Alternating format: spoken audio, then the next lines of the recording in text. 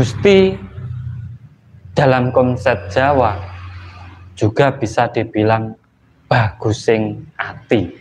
Sakderenge nglajengaken mirsani video sakjangkepipun, kula aturi kapurih nutul tombol subscribe supados boten ketinggalan video salajengipun.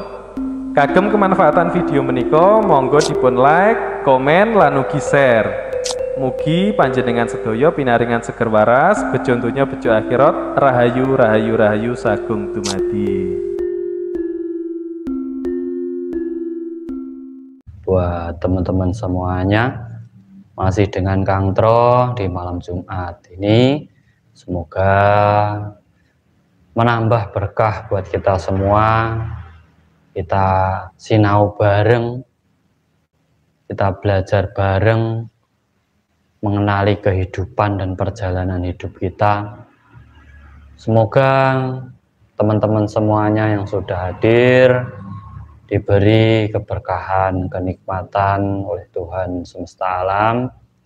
Dan jangan lupa rasa bakti kita kepada Ibu Bumi, kepada kedua orang tua, kepada leluhur-leluhur kita, agar kita selalu menjadi manusia yang mempunyai rasa syukur yang sangat tinggi terhadap penciptaan diri kita. Pada kesempatan kali ini kita mengambil tema, kita angkat meditasi yang level tinggi, yaitu mengenal Gusti. Di saat kita mengenal Gusti dalam diri kita ataupun di alam semesta, disitulah keseimbangan alam akan terjaga, perdamaian, kesinambungan hidup akan sangat dinamis. Kita sering menyebut tentang Gusti, tetapi kita sendiri jarang memahami Gusti yang dimaksud ini yang bagaimana. Gusti dalam konsep Jawa, ilmuwan Jawa ini dulu bisa dibilang sang pencipta alam. Gusti dalam konsep Jawa juga bisa dibilang bagusing ati. Bagusing ati itu timbul dan wujud dari sikap perilaku kita kepada sesama makhluk di alam semesta ini. Tetapi perwujudan dari Gusti sang pencipta alam ataupun yang menguasai alam semesta, nah di sini kita cari dalam meditasi kita. Tentunya dalam mengenali Gusti kita membutuhkan kesadaran diri yang luar biasa. Kesadaran diri yang luar biasa inilah yang akan membawa kita bertemu dengan Gusti dalam diri kita ataupun alam semesta. Karena dalam Jawa disebutkan Gusti tan kena kinaya ngopo. Tidak bisa diwujudkan seperti apa. Tapi apakah kita bisa mengenalnya? Tentu bisa. Maksud tidak bisa diwujudkan seperti apapun. Karena apa? Karena esa luas. Sangat luas. Esa ini bukan berarti satu. Kalau satu itu eka. Esa ini luas. Seluruh alam semesta. Nah, di dalamnya itu ada dalam kahanan suwung alam semesta ini. Suwung berarti isi. Dalam suwung ini, alam suwung ini ada isinya. Nah, isinya di alam dunia ini apa? Manusia, hewan, tumbuh-tumbuhan, tanah, air, dan berbagai makhluk yang lainnya. Tapi bisa dibilang ini juga alam suwu. Karena di saat dilihat dari jauh, dunia ini seperti tidak ada kehidupan ataupun suwu. Tidak ada apa-apa. Tapi di saat kita masuk ke dalam, disitulah kita menemukan kesejatian dari alam semesta. Kenapa kita membutuhkan kesadaran diri yang tinggi untuk mengenal Gusti kita? Karena dalam konsep meditasi di sini, di saat kita diam, kita merenung, di situ kita bisa menempatkan diri, di situ kita bisa menyadari diri, di situ kita bisa tahu diri tentang keberadaan diri kita. Untuk teman-teman semuanya yang sudah hadir, salam rahayu, matur sembah nuwun, hadiripun dibantu like, subscribe, dan share-nya. Di saat kita duduk diam, kita membaca diri kita membaca alam semesta, sehingga di situ timbullah kesadaran diri dalam diri kita bahwa kita dikodratkan sebagai manusia, dan seharusnya layaknya manusia itu bagaimana. Dan ternyata kita adalah satu dari makhluk ciptaan yang kuasa itu.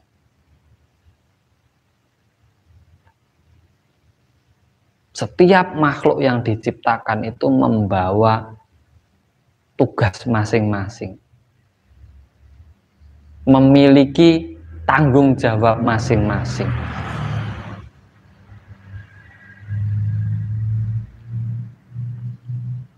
Nah, sebagai manusia, apa tanggung jawab kita?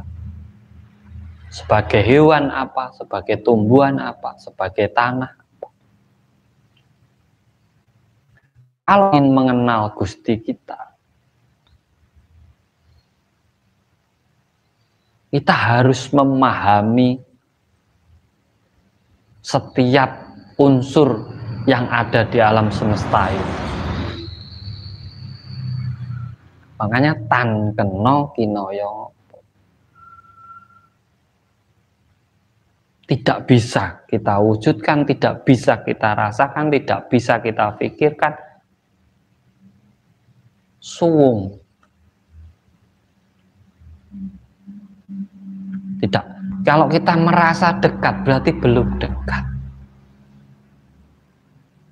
Kalau kita merasa diampuni, berarti belum diampuni. Kita hanya merasa. Kalau kita merasa segala yang kita lakukan diterima oleh Tuhan, kita baru merasa. Diterima endaknya, dekat endaknya, tahu endaknya, itu hanya hak dari Tuhan itu sendiri. Kita hanya pandai merasa, menilai sesuai dengan kemampuan kita sebagai makhluk.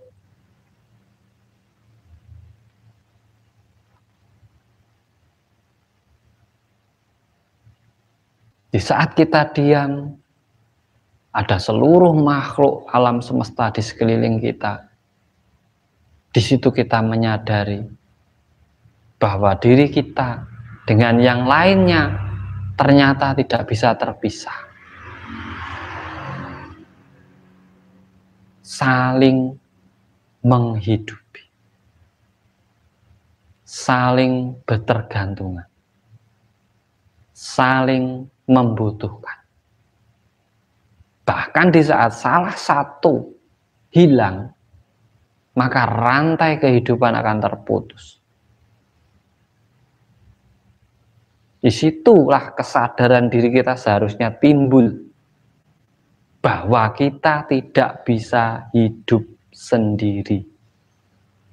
Sehebat-hebat manusia, sekuat-kuat manusia, sesakti-sakti manusia, tetap membutuhkan orang lain.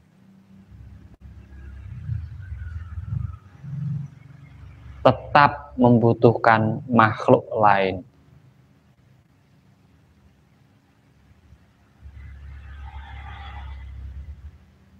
Monggo buat dulur-dulur semuanya di sini kita sharing, kita berbagi, kita sinau bareng, kita belajar menggali misteri di kehidupan ini.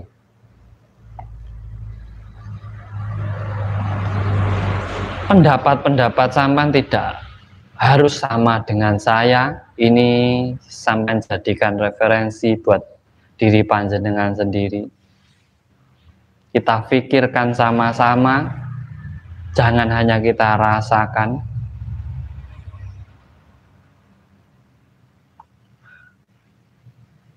Gini Mas, ada yang bilang Gusti manggon ono ing ati. Manggone ati iku papan manggoning rasa.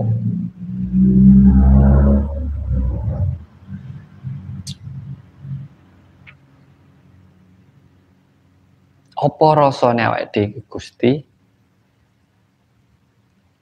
Dari mana asalnya rasa kita? Sedangkan tubuh kita itu tanpa dikonsep bisa seperti ini sendiri. Kita cari sumbernya yang benar-benar membuat diri kita ini hidup dan yang menghidupi kita, agar kita benar-benar mengenal Tuhan kita. Raga itu hanya tempat, tanpa ada yang memberi penghidupan dan menghidupinya, kita itu hanyalah bangkai. Dibilang hidup karena kita sudah bisa bergerak, kita bisa ngomong, kita bisa, mata kita sudah bisa berkedip sendiri, kaki kita bisa berjalan. Itu pun belum dibilang hidup. Selama tujuan penciptaan manusia itu sendiri belum diwujudkan. Terus sebenarnya apa Tuhan menciptakan manusia itu untuk apa? Tugasnya apa?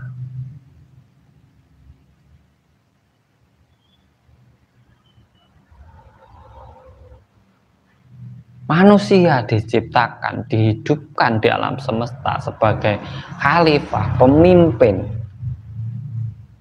pengatur, pemelihara alam semesta ataupun dirinya sendiri.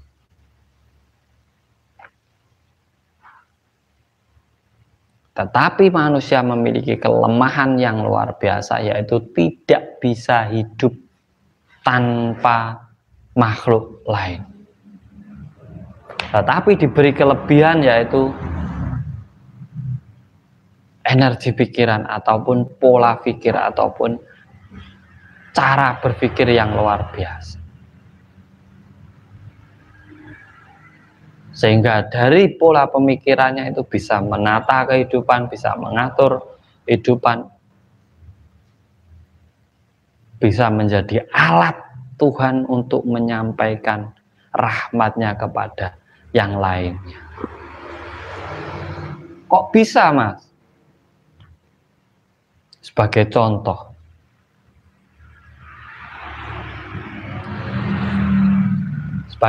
kita membutuhkan sesuatu seperti makanan.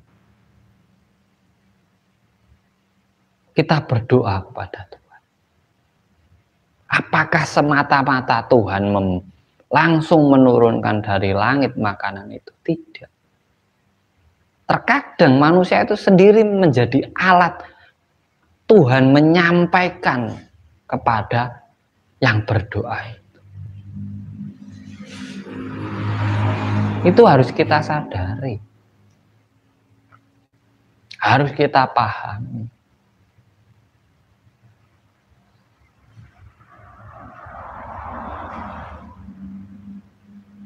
Oh, karena itu ritme kehidupan. Atur sembah nuwun buat yang baru hadir. Waalaikumsalam warahmatullahi wabarakatuh. Tadi mempelajari misteri dalam hidup, apalagi menemukan Gusti dalam diri itu Nur Muhammad, cahaya kebajikan dalam diri kita.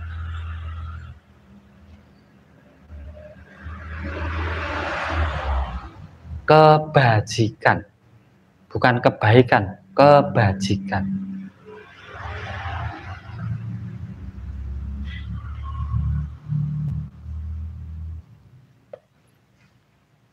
Ataupun Gusti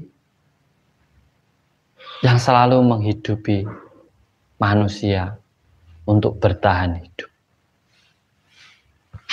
Konsepnya jadi bisa berbeda, tetapi sama. Bahwa manusia tidak bisa hidup tanpa ada yang lain.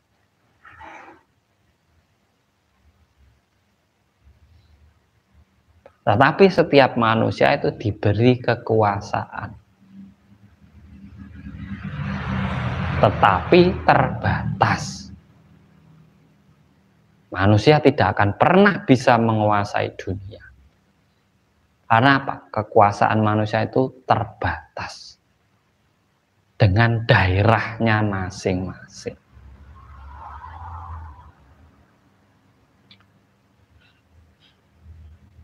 Menjadi pemimpin pun terbatas dengan wilayahnya. Tidak bisa seluruh wilayah dikuasai.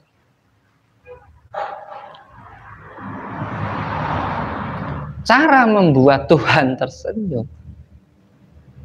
kita ambil contoh yang simpel saja, biar mudah dipahami, mudah dicerna.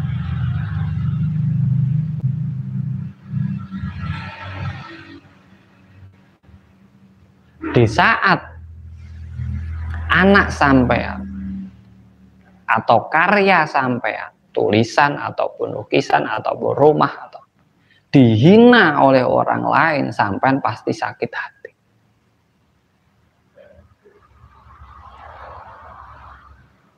Pasti sakit hati. Tetapi di saat dipuji, di saat dihargai, dihormati, dirangkul, diberi nilai, sampean akan bahagia dengan karya sampean. Sama. Di saat kita menghina sama-sama makhluk ciptaan Tuhan, apakah tidak sama dengan menghina yang mencipta itu sendiri? Contoh, kita menghina anjing, kita menghina pohon, kita menghina batu, kita menghina gunung. Sama, sampai itu sama menghina yang menciptakan itu sendiri. Itu karya yang luar biasa untuk melengkapi kehidupan di alam semesta ini. Makanya orang sudah mencapai ilmu ma'rifat atau hakikat, sudah menguasai, tapi masih menggolong-golongkan, memilah-memilih, pengen dipuja, pengen dipuji, itu sebenarnya belum. Hanya mengaku.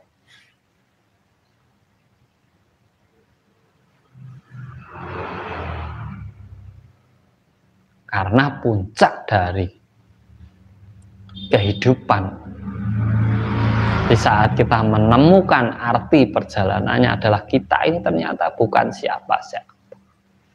Kita tidak memiliki apa-apa, kita tidak bisa apa-apa.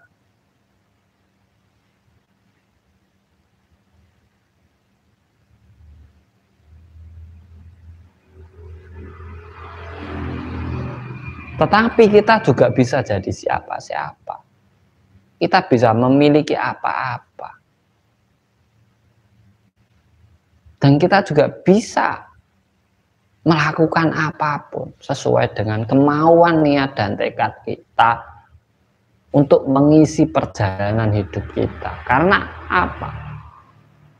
Laku perjalanan inilah yang akan menjadi nilai kita di saat kita kembali ke zaman keabadian ataupun kematian. Rahayu buat semuanya yang sudah hadir, matur sembah nuwun. Monggo silahkan kalau ada yang pertanyaan ataupun saling berbagi silahkan.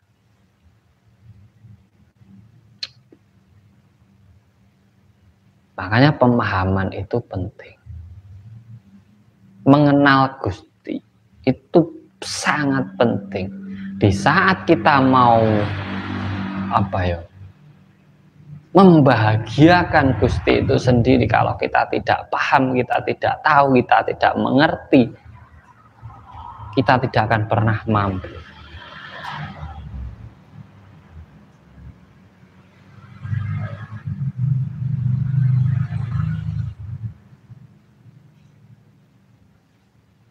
Apa dengan tingkahmu Tuhan pasti bahagia? Kita pun juga tidak bisa memprediksikan seperti itu. Tetapi di saat kita menghargai seluruh makhluk ciptaan Tuhan, saya yakin Tuhan itu sendiri akan merasa bahagia karena karya-karyanya di alam semesta ini dihargai.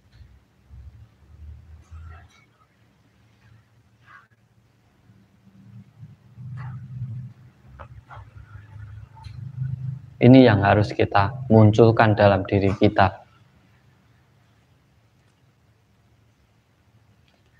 Dalam kehidupan kita, kita tidak bisa memaksakan kehendak kita. Kita tidak bisa menilai orang lain ataupun makhluk lain. Karena setiap makhluk yang diciptakan itu membawa manfaat sendiri-sendiri. Membawa manfaat bagi yang lain.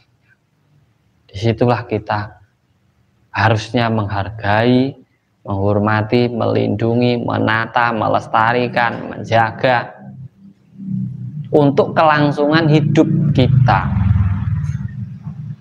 Di saat manusia atau sudah berulah, alam pun akan berulah. Karena apa? Kita ini adalah jagat gede dan dunia seisinya ini adalah jagat cilik. Kenapa saya bilang begitu? Seluruh isi dunia itu masuk dalam diri kita.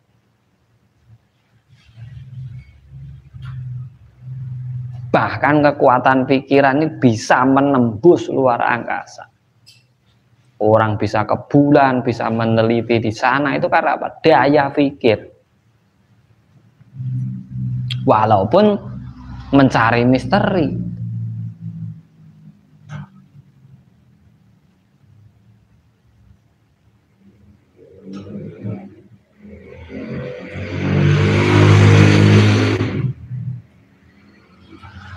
Terus apakah kalau kita sudah mengucapkan sesuatu,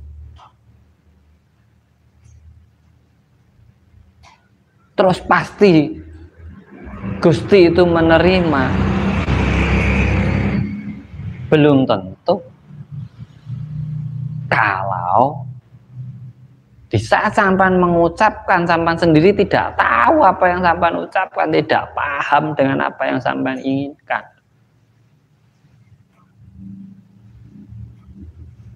Meditasi itu di situ loh, menyadari diri.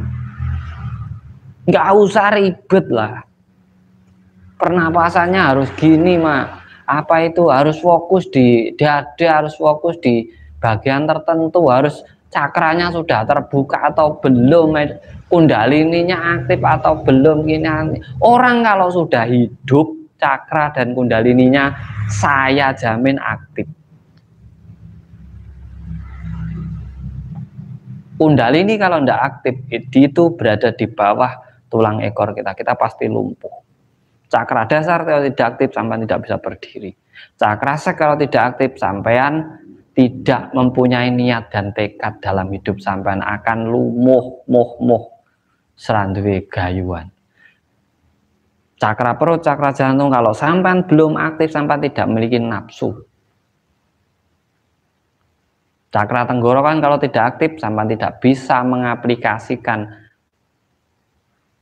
cakra 3 dalam diri kita ini. Cakra dasar, cakra seks, cakra perut, cakra dada ini tidak sampean aplikasikan lewat suara sampai, lewat ucapan sampai.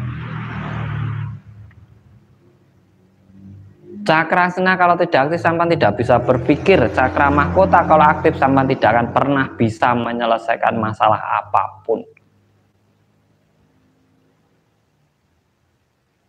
Dipikir kembali. Sudahkah cakra kita aktif? Aktif semua.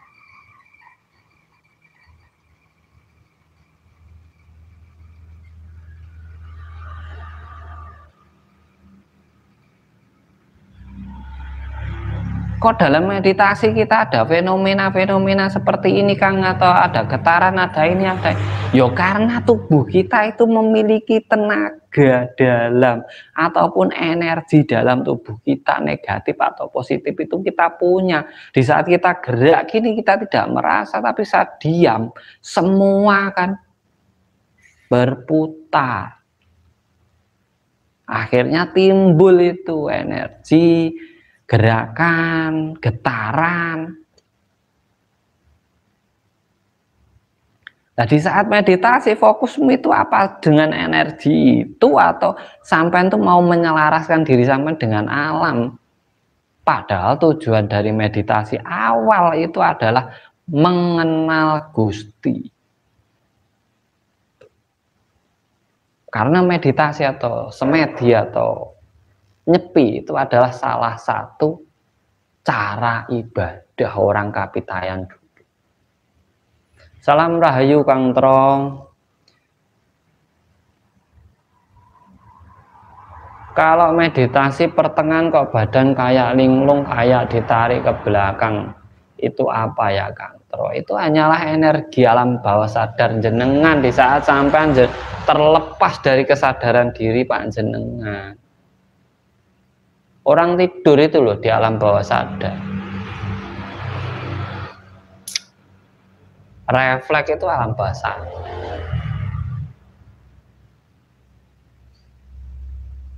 Itu sebenarnya yang terjadi.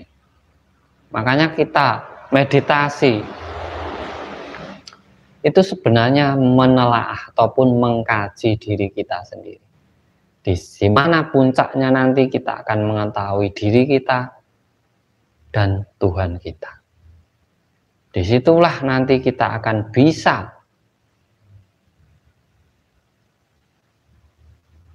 mengkoordinasi, memelihara siklus kehidupan.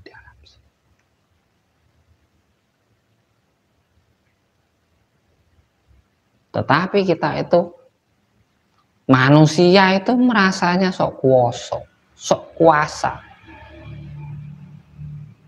tanpa menyadari kelemahannya sendiri. Kita itu mau ngaku apa sajalah, mau ngaku orang pinter, mau ngaku orang sakti, mau ngaku orang halah apapun, sampean itu tetap membutuhkan makhluk lain. Haus yo minum, lapar yo makan, sakit yo berobat. Mau kayak apapun sampai ngaku itu, kita itu masih butuh makhluk yang lainnya. Kita tidak bisa sombong dalam semesta.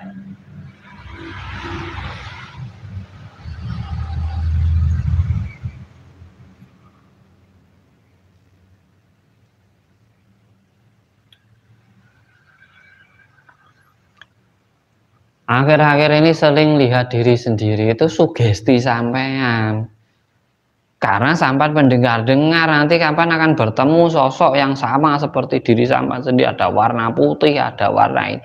Itu sudah menjadi sugesti dalam pikiran sehingga di saat sampean tenang, sampean itu mencipta itu yang sampean yang ada dalam pikiran sampean sendiri itu.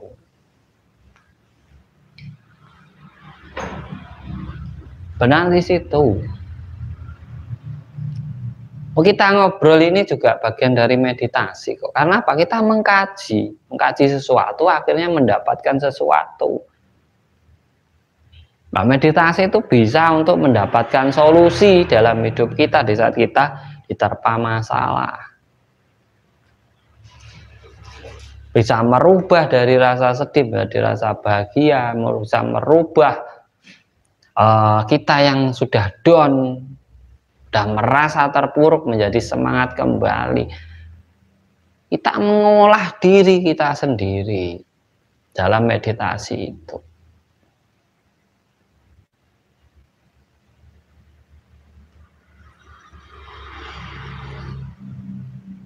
Apa yang kita cari dalam keridhaan Tuhan? Sampai sendiri menyia-nyiakan makhluknya Tuhan. Ada yang mencela, ada yang menghina.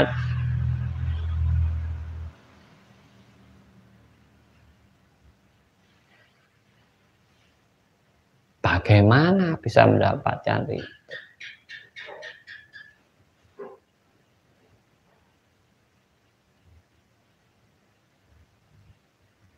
Kalau semua masalah, kalau semua kesulitan hanya cukup dengan mengucapkan mantra atau doa, sudah selesai semua permasalahan itu. Nggak ada masalah, nggak ada orang sakit, nggak ada orang miskin, nggak ada orang susah. Cukup berdoa selesai. Tapi ini kita kan harus dipakai loh, Mas.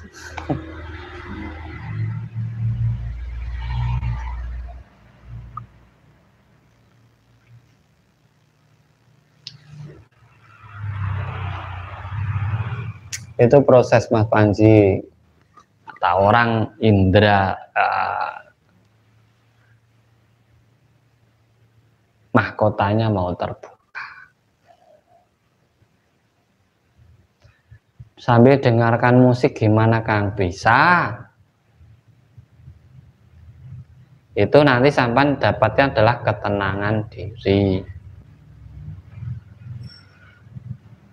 Nah, di sini saya ajak sampan meditasi mengenali Gusti, bagus sing ati, kebaikan dalam diri kita sendiri, kebijaksanaan diri kita sendiri. Bijak sini, bijaksana, jangan bijaksana saja, sampan lupa bijak sini, sampan lupa menghargai diri sampan sendiri, sampan lupa menjaga diri sampan sendiri, sampan lupa memotivasi sampan sendiri. Hanya bijaksana, tidak mau bijak sini. Harus imbang, bijak sini, bijaksana. Tadi sampan juga menghargai diri sampean, karena sampan juga sebagian dari makhluk ciptaan Tuhan, dan mereka juga makhluk ciptaan Tuhan. Kalau hanya bijaksana saja, sampan akan lupa diri.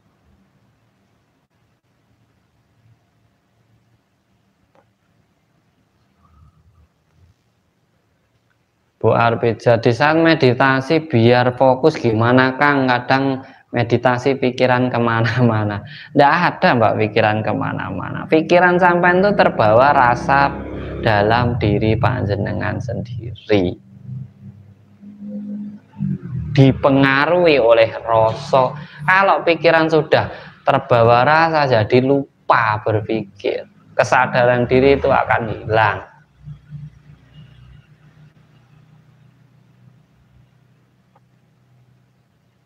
Ada kok pikiran tuh kemana-mana itu enggak.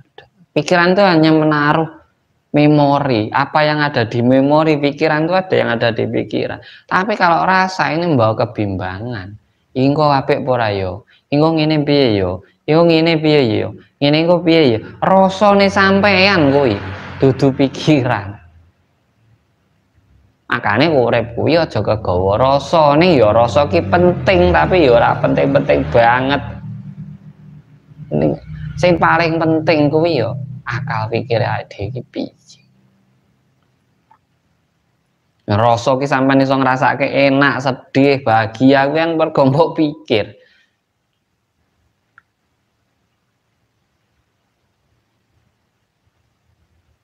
Oh, yang bisa ngomong sedih ngono kuwi ya teko pikiran, wis dari memori pikiran kok. Makanya batin itu di sini, mata batinnya di sini. Kenapa? Balik neng pikiran ya, Mas. Ora mung neng rasane tok.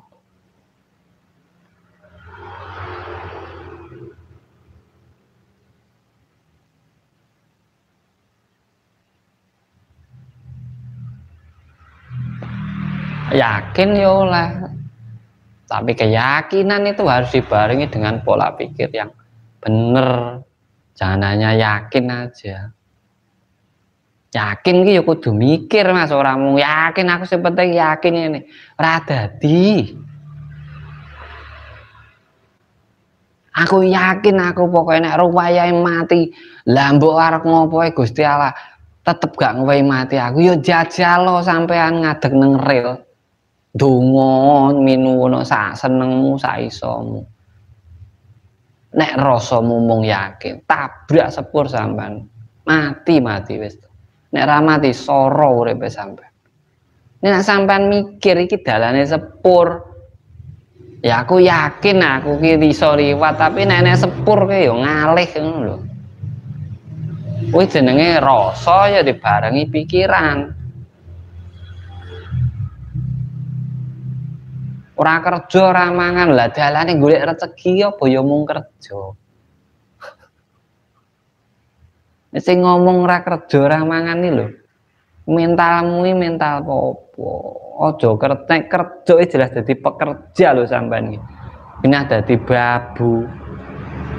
Nek iso dadi bos ngono lho, ora kerja ning oleh dhuwit. Mergo apa ngerjakne wong liya. Kreatife rada dhuwur ngono lho.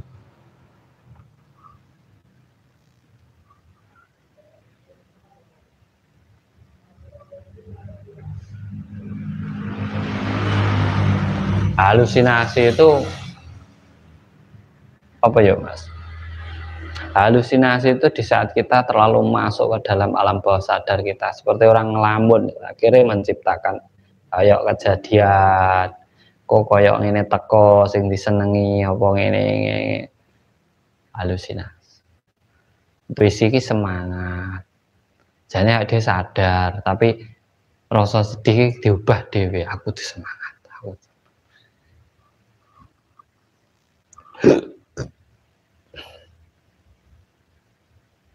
Jika kita meditasi sampai ketiduran, kenapa ya? Tidak apa-apa, Mas. Meditasi itu ketenangan kok. Akhirnya kita masuk alam bawah sadar. Tidur itu kan alam bawah sadar. Satu orang tidur mana sadar? Enggak. Yang muncul di situ menjadi mimpi itu adalah alam bawah sadar, memori alam bawah sadar. Terima kasih Mas Sugiarto. Matur sembah nuwun buat semuanya, dibantu like-nya kembali.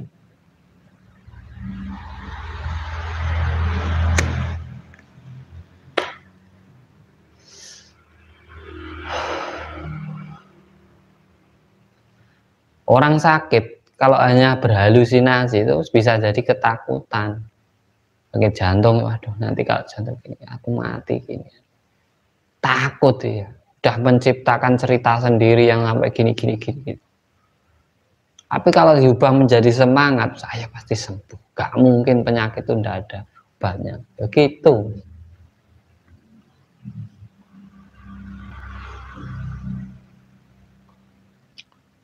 Nah, di saat kita mau membahagiakan Tuhan kita, cara satu-satunya yaitu kita menghargai makhluk ciptaannya. Cara menghargainya yaitu dengan akhlak kita, dengan tingkah laku kita. Pasti Tuhan bahagia. Di saat makhluknya tersenyum, Tuhan ikut tersenyum.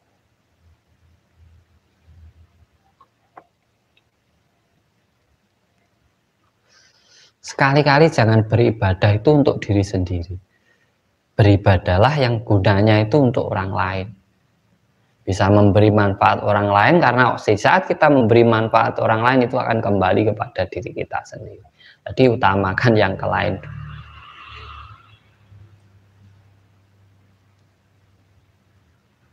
Sampan melakukan apa pun hanya untuk diri sampan sendiri, sampan ki belum hidup. Urip ki urip ki bisa migunani kanggo wong liya. Mung migunani nggo awakmu dhewe yo batang urip iki jenenge.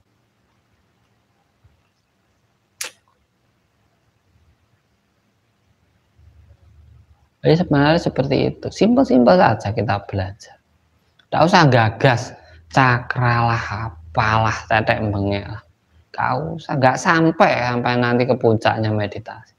Meditasi itu mengkaji, menelaah diri sendiri, mikir mas, yo mikir. Ngerasa mas, yo ngerasa. Ning ora kegawa rasa, yo ora kebanteran pikir. Karena di situ yang namanya tenang itu bukan berarti kosong, ndak mikir, ndak ngerasa. Tenang kuwi yo mikir, yo ngerasa ning sesuai porsi. Ora kurang, ora luwih. Pas.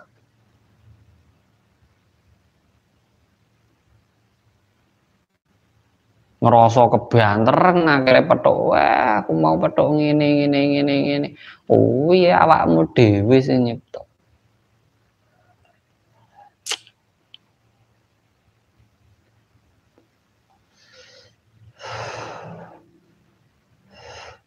Jadi selalu berhati-hati dalam belajar, dalam mencari keilmuan.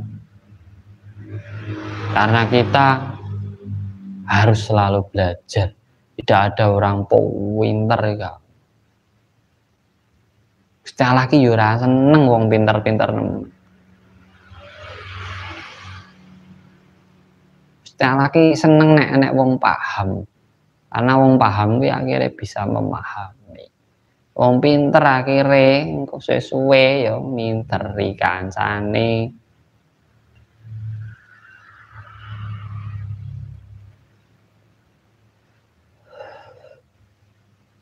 Makanya yolah sering-sering kita tanamkan kembali ajaran budi pekerti, akhlak, tata krama, unggah-ungguh, sopan santun.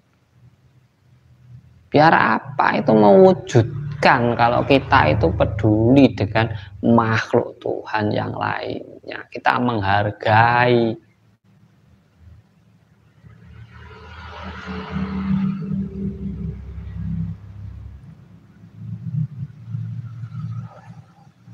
Jadi buat panjenengan semuanya, meditasi itu cobalah sampai meditasi diam. Nggak usah ngucapin apa-apa. Di situ sampean rasakan diri sampean sendiri, sampean pikirkan sampean sendiri sesuai porsi, jangan berlebih-lebihan. Sampean kaji diri sampean sendiri, sampean dengan sedang menghadapi apa, sampean sekarang posisinya gimana, sudahkah sampean sesuai dengan tugas jenengan. Sudahkah sampean berbuat kebaikan? Sudahkah sampean berguna untuk yang lainnya? Itu salah satu soal-soal dalam meditasi kita agar kita bisa menemukan jati diri kita. Barang siapa menemukan jati dirinya, dia menemukan Tuhannya. Nah kalau kita lupa jati diri kok mau ketemu Tuhan sing ndi?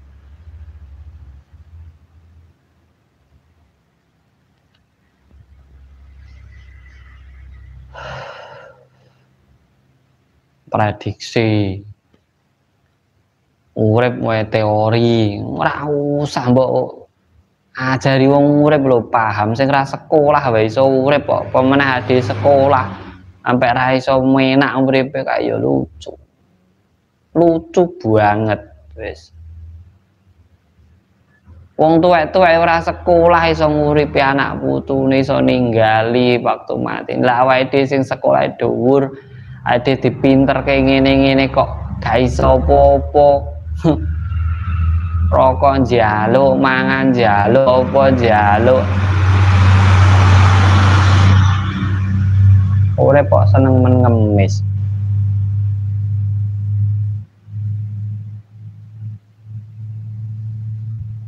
biar Tuhan tuh tidak merasa rugi memberi akal pikir kepada kita. Kita itu sudah diberi kesempatan lahir sebagai bentuk yang paling sempurna, yaitu manusia. Loh, kita harus tahu kenapa Tuhan melahirkan kita seperti ini, tugas kita apa, tujuannya apa, harus paham. Kalau tidak paham, ya wes merasa nerang ini ora bener, nerang ini ki ora pas, nerang ini ora. Kowe iki sapa? Sadar apa ora nek kowe iki mung menungso padha karo liya-liyane makhluk ciptaane Gusti Allah, mung kowe nek luwihan tapi kuranganmu akeh. Kita memiliki satu kelebihan tapi kekurangan kita itu 2000. Sampai nek beras bingung, nek banyu bingung, lemah jemek bingung,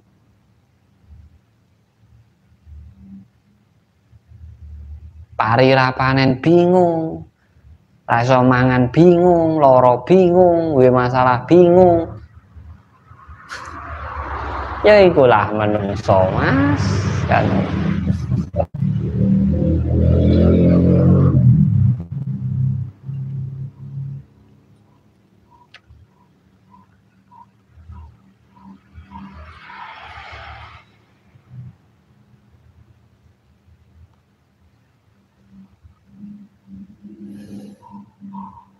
Aneh ilmu tidak diajarkan di mana-mana. Ini sebenarnya apa? Ilmu pemahaman.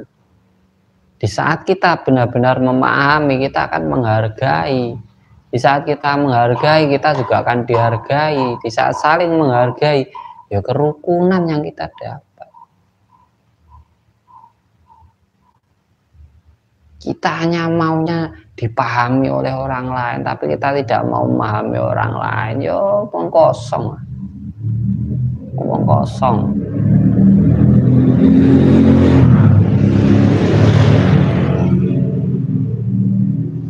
Makanya buat teman-teman semua, ayolah, marilah kita kaji. Dengan meditasi itu kita merenungi diri, kita dekatkan, kita sadari. Pendekatan dengan kesadaran diri itu lebih cepat daripada sampai merasa dekat. Itu baru merasa.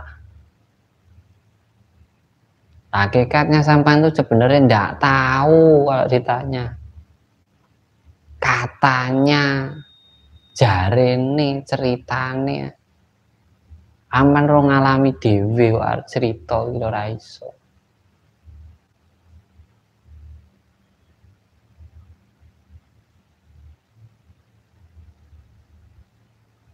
Jangan mengukur hidup sampean itu dengan baik dan buruk, karena baik buruk itu hanya ukuran kita, ukuran manusia. Tuhan itu mah tahu apa tujuan orang berbuat seperti itu. Dia tuh tahu, dia bisa menilai sendiri tanpa harus minta bantuan jenengan untuk menilai orang lain. Itu yang harus kita sadari. Di situ baru terletak Tuhan itu maha kuasa. Nah kalau masih membutuhkan jenengan, kalau ini ya jelek-jelek semua, kalau dia baik-baik semua, ya lucu nanti tugasnya malaikat opo.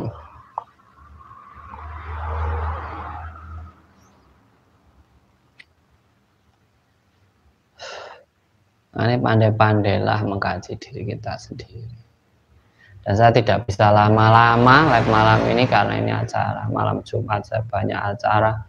Saya tadi juga baru pulang dari perjalanan.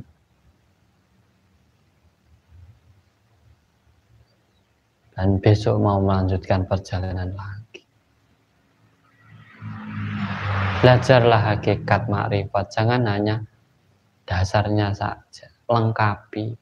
Biar lengkap, biar jangkep, biar tahu hidup ini piye, biar tahu tujuan hidup itu piye. Ra usah perlu sekti lah. Wong sekti iki sik luwe, Mas. Wis to. Wong sekti iki sik bingung. Dadi wong paham, ben iso memahami ora gampang, bingung ora gampang diapusi.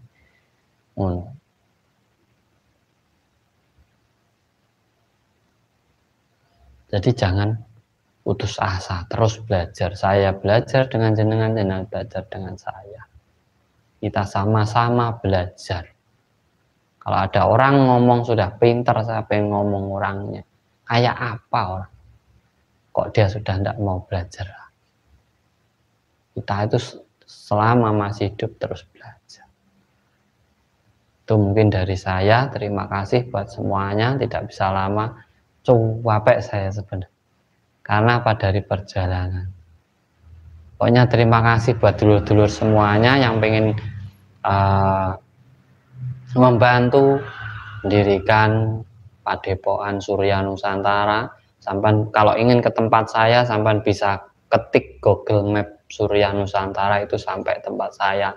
Itu nanti padepokan bersama milik teman-teman semuanya, dari hasil donasi-donasi teman-teman itu kita wujudkan menjadi sebuah padepokan, dan nanti siapapun bisa ke situ, siapapun bisa ke sana, bisa berobat, bisa berbagi keluh kesah, semua bisa ngumpul di situ.